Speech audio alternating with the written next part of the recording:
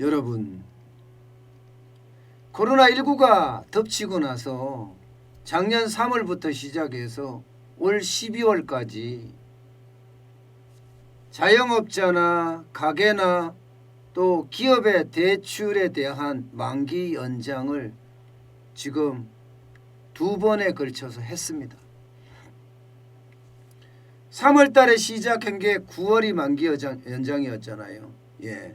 그래서 9월에 만기 연장을 내년 3월로 미룬 거예요. 작년에. 그러면 이제 올 3월이 이제 만기가 되는 겁니다. 그런데 이 만기가 또 연장이 됩니다. 금융당국은 무조건 연장을 하자는 주의니까 아마 연장이 될 거예요. 그래서 6개월이 연장이 되면 9월까지 연장이 되거든요. 9월까지 연장이 됐을 때 과연 금융권에서 그 돈을 다 감당할 수 있을지, 가게나 자영업자나 기업의 부실이 엄청난데 많은 가게 기업들이 못 갚는다, 디폴트 선언을 하면 어떻게 되는지, 그게 바로 위기가 아닐까 이렇게 예상을 하는 거예요. 그게 바로 9월의 위기설입니다. 9월이 만기가 되기 때문에. 문제는 9월에 위기가 나지 않으려면요, 지금 2월이잖아요. 그러면 현장 경기부터 살아나야 합니다. 그래서 현장 경기가 살아나서 장사를 해서 원금도 갚고 이자도 갚아야 됩니다. 기업도 마찬가지예요. 지금 내수가 좋아지고 수출이 좋아져서 기업들도 돈 벌어서 쉽게 말하면 원리금을 갚을 수 있어야 합니다. 그런데 이게 녹록치가 않습니다. 가게도 자영업자도 기업도 특히 중소기업까지는 녹록치가 않아요. 현장 경기가 지금 살아나지 않기 때문이에요. 현장 경기가. 아직 코로나가 우리 주변을 배회하고 있기 때문에 이게 금방 끝날지가 않을 것 같은 거예요. 이렇게 되면 가게 입장에서는 근로소득도 줄어들 수밖에 없고 사업소득도 줄어들 수밖에 없거든요. 그러면 지금 현재 대출 만기 연장 이자 상환도 유예를 해준다고 하더라도 지금 먹고 살기 힘들기 때문에 또 대출을 받아야 돼요. 또 대출을 받아야 된단 말입니다. 이거는 비단 가게만 이런 것이 아니라 자영업자도 이게 마찬가지예요.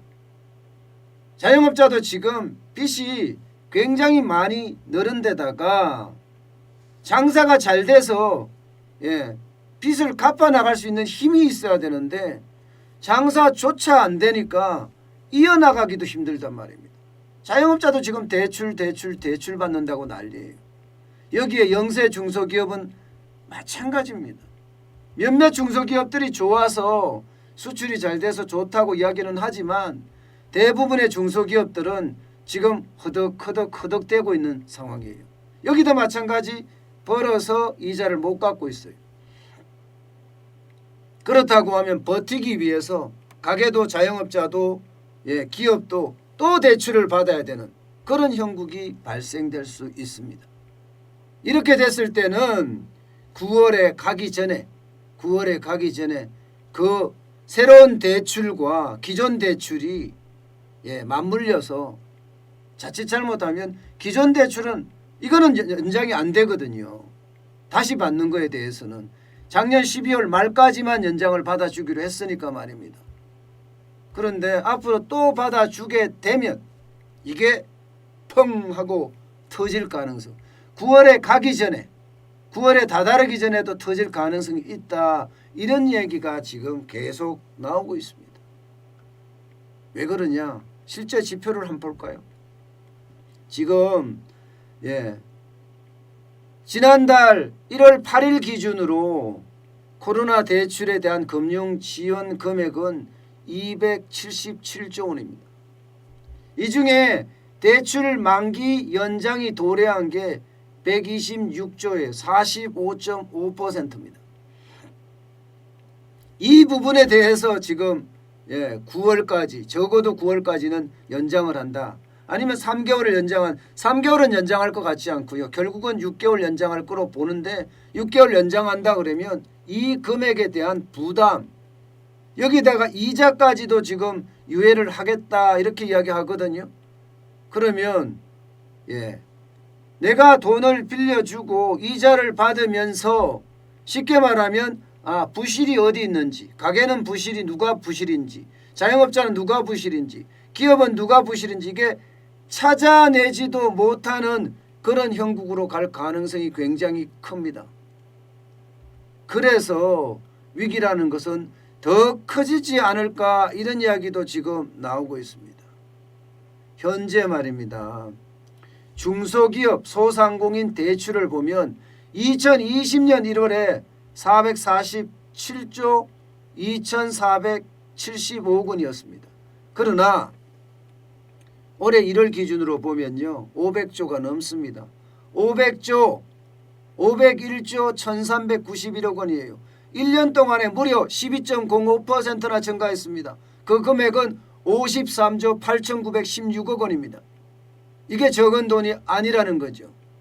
이 돈들이 자꾸 갚아지고 그러면서 이자라도 받아줘야 되는데 그렇지 못하다는 게 지금 현실입니다. 그런데 웃기게는요. 지금 5대 시중은행에 쉽게 말하면 건전성은 더 좋아지고 있어요. 가계대출도 좋아지고 있고 기업대출도 좋아지고 있고 심지어 원화대출도 건전성이 좋아지고 있어요. 무슨 말이냐? 연체율이 떨어지고 있다는 겁니다.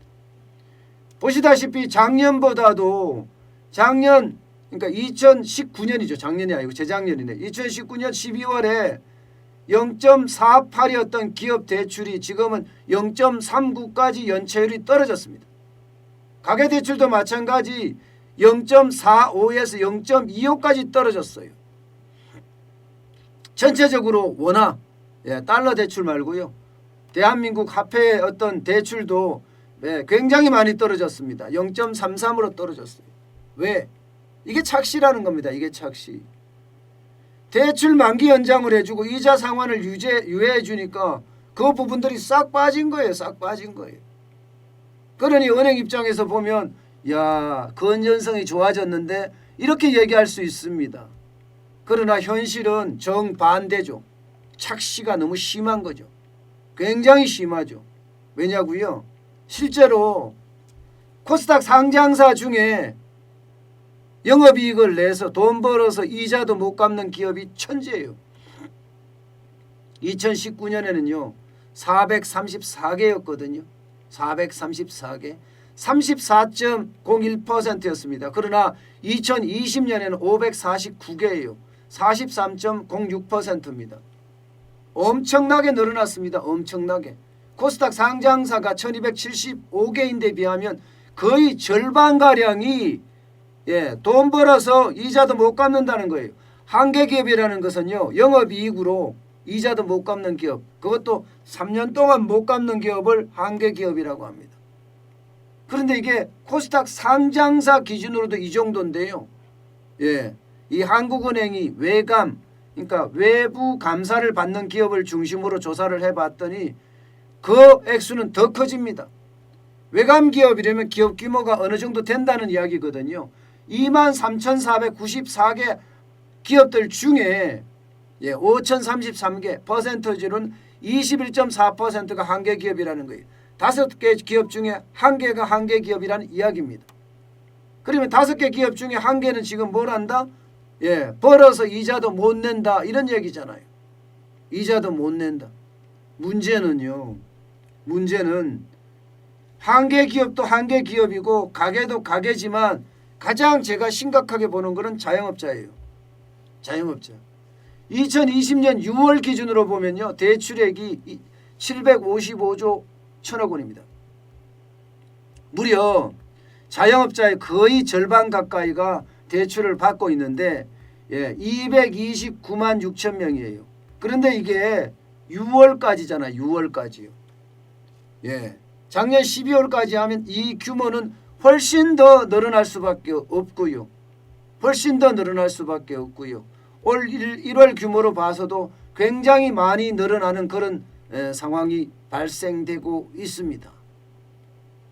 여러분, 바닥 경기가 이만큼 나빠진다는 건 결국은 자영업자들이 돈 벌어서 이자는커녕 먹고 살기도 바쁘다는 이야기예요. 그렇다고 하면 550만이나 넘는 자영업자들이 과연 앞으로 어떻게 될 거냐. 저는 자영업자들의 충격이 가장 큰 충격이 될 거라고 좀 보고 있습니다. 그만큼 자영업자들은 지금 장사도 안 될 뿐만 아니라 장사가 된다고 하더라도 월세도 제대로 못 내는 실정이거든요. 이런 상황이 지금 앞으로 2월, 3월, 4월, 5월, 6월 계속 갈 거예요. 그래서 정부가 선별지원금이니 아니면 뭐 전국민 지원금이니 하고 지원금 이야기를 타령을 하는데요. 지원금을 준다고 하더라도요. 일시적으로 잠깐 반짝을 할지언정 앞으로 9월까지 과연 버텨낼 것인가, 저는 그것도 의심스럽습니다. 매출액이 아무리 적게 떨어져도 자영업은요 20%가 떨어지면요 그 다음부터는 사람을 줄여야 돼요. 사람을 줄이다가 한계에 부딪힐 때가 언젠지 아세요? 매출액이 40% 정도 떨어지면 그때부터는 한계입니다. 그때부터는 적자투성이라는 거예요. 임대료도 제대로 못 낸다는 겁니다.